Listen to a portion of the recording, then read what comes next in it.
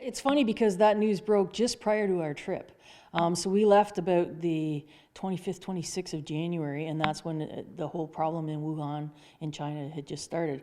And of course, we're going right into the middle of Southeast Asia, which is, and Cambodia is like within a country of China. There's a large percentage of people from China that come and vacation and travel normally in Cambodia. This year the tourism's been down. I think that's been a benefit for us. But so one of my teammates actually called me the night before we left for Cambodia and said, because I'm the team medic, should we be concerned about this? So I did a lot of research, and I found that as long as we did a lot of hand washing, and as long as we kept the surfaces of where we were going and staying and things like that clean, that we would probably be okay. When we were over in Cambodia, it wound up, only one person in Cambodia wound up coming into Cambodia with the coronavirus.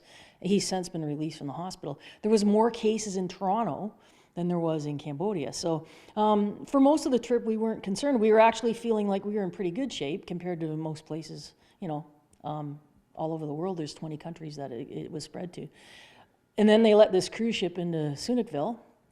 And we thought that was a good thing, like they're helping these people, but maybe they didn't do exactly the screening that they should. I mean, the Prime Minister of Cambodia walked right up and was shaking hands and everything with these people. And it wound up, now according to potentially that somebody might have had the coronavirus on this cruise ship. And then we were a little bit concerned because we were flying through Phnom Penh right around the same time. They were all coming off the cruise ship, and then they were going to Phnom Penh and flying out to different parts of the world. And then a lot of them would have been going through Taiwan, which is the other place. We fly EVA Air from Phnom Penh to Taiwan, and then from Taiwan back to Canada. It's funny down there, everybody is wearing a mask. All the hotel staff were wearing masks. All the people on the aircraft from EVA Air were wearing masks. We weren't wearing masks. So the Canadians weren't, because Health Canada says you don't need to wear a mask. That's not how it's transmitted. It's more touching. So we were really careful and diligent with hand washing. But for the most part, it's not as bad as SARS was. 10% of the people that got SARS died. It's like 1% of the people that get this. And it's people that are very vulnerable health-wise that have problems and succumb to it.